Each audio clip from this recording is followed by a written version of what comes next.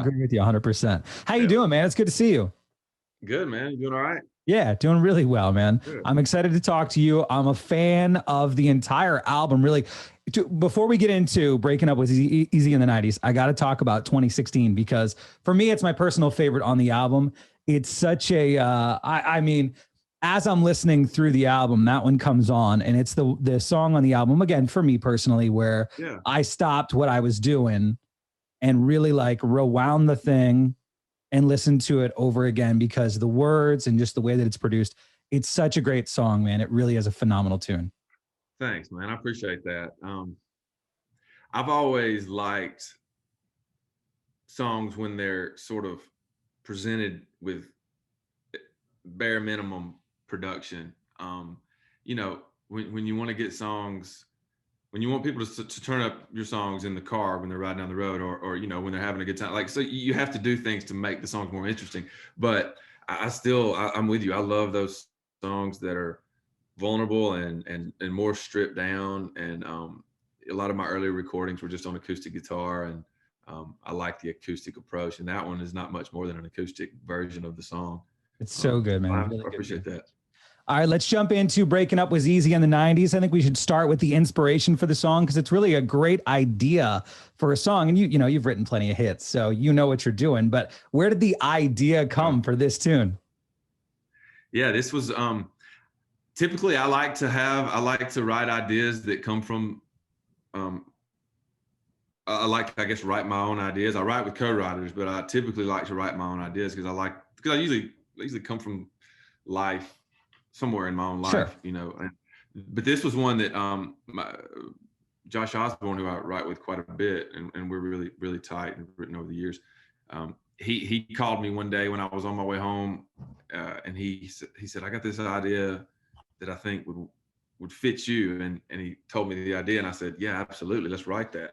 And you know, a lot of times you have an idea and you have to write the song before really deciding whether or not that idea is going to work out for the record. But this is one where I knew I wanted to put the song on the record before we'd even written the song, and it actually almost, you know, we wrote it in the ninth hour when the record was due in like 4 weeks. But it worked out. We went on a little writing retreat and wrote the song over the course of, you know, a couple of days, and and then made the record. And I didn't know at the time it'd be a single, but as things progressed, we thought it'd be a good idea to put it out. It's a good segue into one of my questions, because as someone, again, who is such a fantastic songwriter like you are, and you know how to write a radio hit, as they call it, when you're putting together an album like Southside, and you know you got 12 tracks on there, do you know the songs that are going to be what we call album tracks, and you know the ones that are going to be big hits? And then if that's the case, the follow-up question to that is, why put a song on there that you feel is an album track? As opposed to a song that you feel like would be it's going to be a hit number one. Exactly. Yeah. Gotcha. Yeah. Well, I think, you know, you're playing to you know, our fan base, I feel like, is pretty diverse. So that's one of the things I really appreciate about our fans, is that everybody's not coming to hear the one song that we all agree we like from the record. There are groups that are drawn to the certain songs that other groups aren't as high on. Yeah. And but if I stuck to one lane, I feel like there's a large part of the fan base that would be disappointed in that. So I try to cover a little more ground on the records than I maybe would be able to if I was just specifically trying to write to you know, have success on radio, or to put out songs that people are going to want to listen to when they're turned up and listen to when they're driving down the road, or when they're barbecuing out in the yard, you know, during the summer. So lots of different personalities out there, lots of different country fans, and we all have different tastes. So I try to cover as much ground as I can. Well, I agree with you. And I think that it's one of the reasons why I personally still love a full album. And you're one of the first ones to really pioneer the, you know, here's a couple tunes, not really doing a full album thing. And I understand why. I mean, it's the business that music is nowadays, and everyone's so quick and they want it now, and they've got a billion choices. But yeah, from my perspective, I love an album for that reason. 9 times out of 10, the songs that I personally am drawn to the most are the ones that nobody else really hears because they're not on the radio. You know what I mean? Do you feel that same way? Yeah, absolutely. And a lot of times the album puts the songs that maybe are the most successful in perspective. They give it a little context and make that song that may be everybody's favorite make a little more sense. Or you balance it out a little bit, maybe a song doesn't reflect as much depth, a whole lot of depth in the character. It can be a lot of fun, but then you write another song that peels the onion back a little more, and then that helps you appreciate the song that was that maybe more of the feel-good song. Sure. Maybe not as poignant. You know what I mean? It helps you understand the artist a little more. Absolutely, 100%. Let's go back to Breaking Up was Easy in the 90s, because we know what that song's about. And I wonder, on the flip side of that, what you would say is the hardest part about breaking up in the 2020s, for instance. What would you say is the most difficult part of that? I mean, I guess it's the access to each other that we all have, our day-to-day lives. It'd be like, for the most part, you can, what we all know what each other, we're all up to for the most part, at least on the surface. And it'd be like, having an ex send you a picture of herself every 6 or 7 days, and it pops up in your pocket and you're able to just look at it right there. Well, that's social media, right? And even if you block them or unfriend them, like if one of your mutual friends tags them in a photo, like, there she is. You can't you can't just break up and walk away anymore. It's not a thing that can happen, really. Yeah. It's crazy, man. That's right. And you can block or unfriend, but the temptation to tune in a little bit is just strong to overcome. Let's talk about bluegrass, because you've been learning to play with your brother-in-law, which is an incredible thing. And a lot of people don't know bluegrass is incredibly difficult to play, and those instruments are incredibly difficult to learn. Can you tell me what drew you to wanting to learn how to play this? And are you guys looking at maybe doing a project of just bluegrass stuff? Yeah, I've always loved bluegrass music. I mean, if I had to, they do the whole, if you were on a desert island, what albums would you take? I think I'd have a lot of bluegrass music, because there's not a genre that brings me more joy than that genre.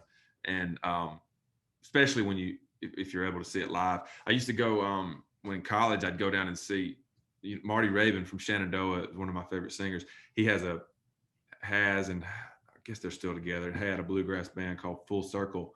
And they played at this gymnasium about an hour from where I was going to school. So I used to go down and watch him play with his bluegrass band when he'd come to town. And I was like the only one I could, I didn't have any buddies I could talk into going with me, because there weren't a lot of younger, younger, this generation, my generation, and even generation younger than me. There's not as many bluegrass fans as there used to be. But it is a great genre of music. And you're right, the musicianship is, it's high level. And I'd like to play, down the road. They have these bluegrass festivals, and, people will just get around. I went to my brother-in-law, the Sigma organization. They do a deal over here at one of the hotels downtown, and you go walk around the hotel, and there's doors open, and there'll be 6 or 7 people in a hotel room, and they're in there playing. Wow. And they're strange. A lot of them are strangers, and they're just, if you got an instrument, you get in and start jamming. I want to be able to do that at some point. So I have to get my shot. I'm a long way from really being able to keep up with a lot of those players, but that's going to be a lot of fun for me to be able to do that, as life goes on. So that's something I can just carry with me. I tell people when they go to Nashville to go to one of those Bluegrass Bars. What's the name of the one? Oh man, Station In. Yeah, because just to sit back and watch somebody pick on the banjo the way that they can, I mean, it's unbelievable, man. Unbelievable. That thing, yeah, you can. You want to get up and dance when you hear that banjo roll. It's in our Absolutely. blood. So I've noticed on social media during the whole quarantine and all of that stuff, it looks to me like you're keeping pretty busy with the family, and Hannah and all that stuff. Like you guys were go-karting, you're playing basketball, you're shooting pumpkins and all that kind of stuff. Yeah. Has that been sort of the silver lining to all of it for you? I mean, you're not able to tour with this album that you put out really kind of in the middle of all of this, which is certainly a negative aspect, but it looks to me like you've had a lot more family time, and that's always a bonus. Yeah. That's exactly right. I've had my extended family, you know, there have been chapters of this whole pandemic where, you know, we weren't able to see them or hang with them. But as things got a little bit better, I was able to spend more time with, you know, I saw my parents in the past, you know, 7 or 8 months more than I've seen them, you know, in 7 or 8 in the years past. And so that's been really great. Absolutely. And had a lot of fun over the past few months, despite, you know, the bummer of a situation we're all in. It's got to be, though, my first thought for someone like you, as you get to enjoy these things more than you have in the past because of your career, it's got to be motivating or inspirational for you song wise, because you're getting a different look at life than you would have on the road, touring, doing interviews and all of that stuff. So I can't wait to see what kind of tunes you're going to be able to put out because of those experiences. Yeah, I've had to figure out which lane I wanted to go down next. And it sort of worked itself out even without me. I think some of these songs just come out of your unconscious, and so there's been a picture starting to show up with this next record that I'm excited to finish up and get out. I can't wait to hear it, man. Let's do some quick fire questions. I know you got other people to talk to today. Number one, what was the last song that got stuck in your head? Oh, good.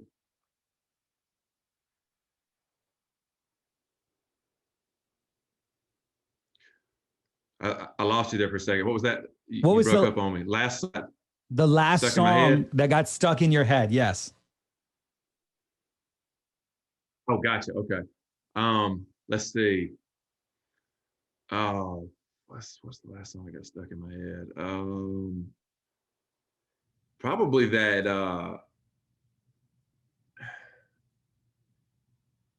that driver's license song, that big song that's out now. Olivia Rodrigo. It's so good. Showing me that song.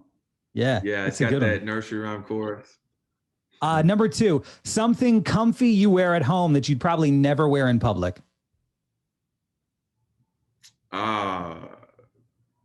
These house slippers. They're technically made by Uggs, which, you know, I've always thought was they made shoes for women, but I got these slippers that my wife got that are really comfortable, but I wouldn't be caught out in public in them. Number three, what silly thing do you do that annoys Hannah the most? Leaving things lying around everywhere. Sure. Just my whole life around. Just thrown about. Yeah. I take it. Sam, it's so good to talk to you, man. I love Breaking Up was easy in the 90s. I love Southside. It's always so good to talk to you. Hopefully we could see you live sometime soon, man. I'm hoping so too. Good talking to you, brother. You as well. Bye-bye. Later.